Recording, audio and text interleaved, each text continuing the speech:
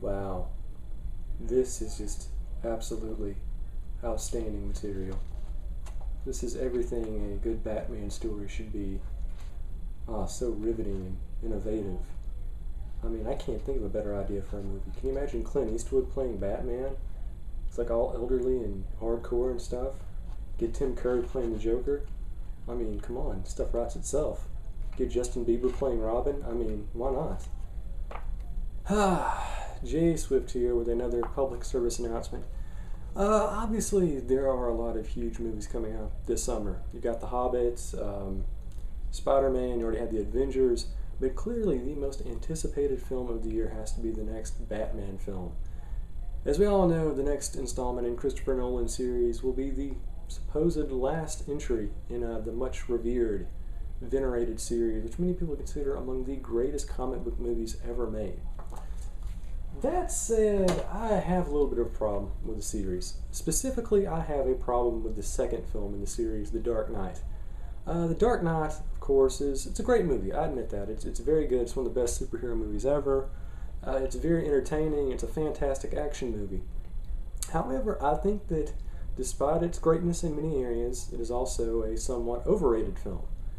In fact, I disagree with the assertion that it's the best Batman movie. Not only do I not think it's the best movie ever made, as many Bat fanboys believe, I don't think it's the best movie with Batman as a central character. As controversial as it may be, I still think that the original Batman film, the 1989 Tim Burton movie, is a far superior offering to The Dark Knight. In fact, I have 5 reasons listed as to why I believe that to be the case. And I will discuss them with you, because I believe in having an open democracy on the internet. Boy, this won't end up as a flame war or anything. Okay, reason number 1 why Tim Burton's 1989 Batman film, that's great, I forgot the name of the character. It's awesome. Reason number 1 why it's better than The Dark Knight. First off, Michael Keaton is far and away a better Batman and Bruce Wayne than Christian Bale will ever be. Christian Bale is basically playing the same character in the Batman films as he did in American Psycho. Just this snooty guy that just runs around and he's all deified and nothing can hurt him, and he's just so vaunted as a figure that nothing bad's really going to happen to him. He's just sort of this, almost a Greek character which is endowed with some sort of metaphysical ability to not have harm befall him. So there's never really any drama or intrigue or really much in the way of humanity with the character. And of course, we all have the complaints about the sore throat and the growling and the groveling and the fact that the character really needs a Ricola halfway through the movie, but that's old hat. Personally, I think Michael Keaton did a better job as Batman and as Bruce Wayne. Because with Michael Keaton, you actually have a little bit of humanity. You see some of that psychosis coming out through his character. In fact, there are parts of the original Batman film where you kind of realize that Batman is probably every bit as crazy as the Joker, if not more so.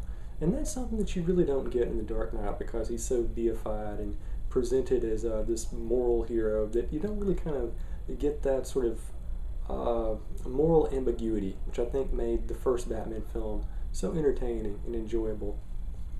Okay, number 2, I'm going to get controversial because I'm going to say some things about Heath Ledger's performance in The Dark Knight, which are not exactly the most lofty praise that you can imagine. All in all, I think that Jack Nicholson's performance of the Joker in the first Batman film is a more comic bookish performance than what Heath Ledger gives. Now, I'm not saying that I think Jack Nicholson's performance in Batman was better than Heath Ledger's in The Dark Knight, but I just think that his performance was truer to the comics than what Heath Ledger provided with us. In fact, Heath Ledger's performance really was nothing more than a combination of Alex DeLarge from A Clockwork Orange and Gary Oldman's performance of Sid Vicious in Sid and Nancy. If you watch those 2 films, you can easily see where Heath Ledger got the inspiration for his character in that film. But all in all, I just think Jack Nicholson provided a more, once again, I'm not saying better, but I think it was a more true to the comics kind of character. Just the way he presented himself. He kind of came off as a guy who was clearly crazy, but also sort of intellectual and egotistical, which I think is really the hallmark of the Joker character. Yeah, he's crazy, but he's actually a whole lot more sane than most people in Gotham.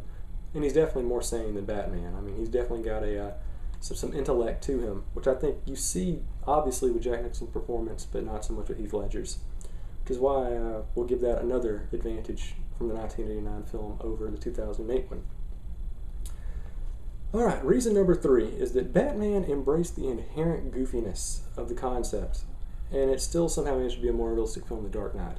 When people tell me that the Dark Knight film, and by extent all the Nolan Bat movies, are realistic, I want to punch a hole in a wall. They're not realistic. I mean, look at the concept of the movie.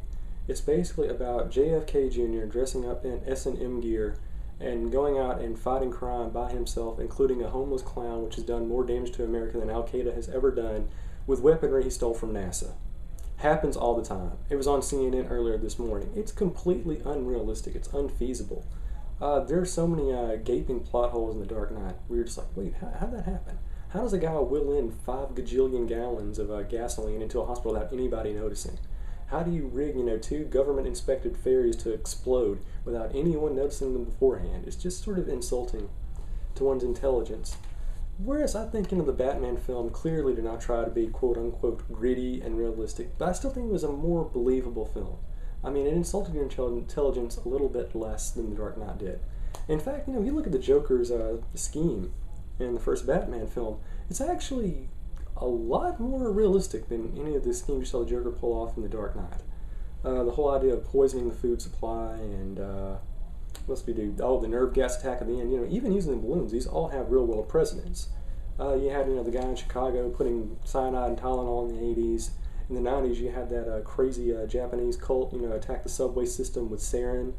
Even using balloons as weaponry. I mean, Japan during World War II were using fire balloons as experimental weapons all the time.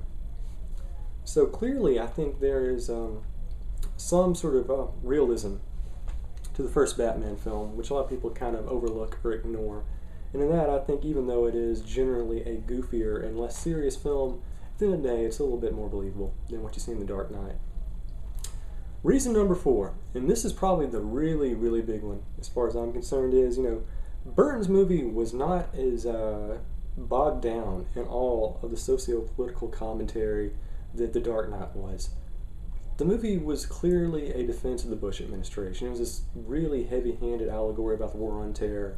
You had Batman, torturing guys and wiretapping, and you had all this moral, metaphysical philosophy about, what do you have to do to stop evil. The Joker was clearly a facsimile of Osama bin Laden. He's sending, torture videos to CNN. He's threatening to blow up buildings. It's just really on the nose. It's not subtle in the slightest. And, really going back and watching it now, it's really kind of, it gets on my nerves, to be honest. It's like, okay, yeah, I get it. It's defense of the Bush administration. But, if you give me the option of watching, Bob the Goon get shot in the face while Prince plays in the background, I will take that over, Republican agitprop any day. So that's another reason why I believe Batman is a better film than Dark Knight. And my final reason is sort of a disembodied one, but I think it has a lot of merit. That's the fact that, the cultural reception to Batman, I think, was a little bit more beneficial for us as a society than The Dark Knight. The Dark Knight, it was a good movie, and it really caused a big public sensation, but it was all centric to the Joker. And to be honest, I think the reason Heath Ledger is vaunted so much, and the only reason he was given the Oscar was because he died.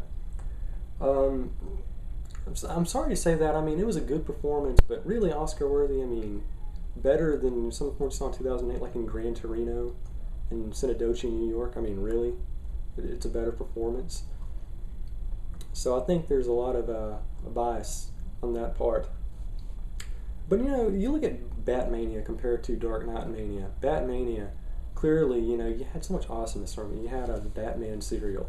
You had the cool action figures. You had the jokes on Tiny Toons. You had the Diet Coke commercials where Batman was, getting beverages before going out and fighting crime. You had awesome games like this. Batman for the NES. Oh my God, I love this game. It has nothing to do with the movie, but I don't care. It was awesome. And eventually you had Batman the Animated Series, which is probably the best, cartoon in the last 25 years, which all stems from Tim Burton's movie.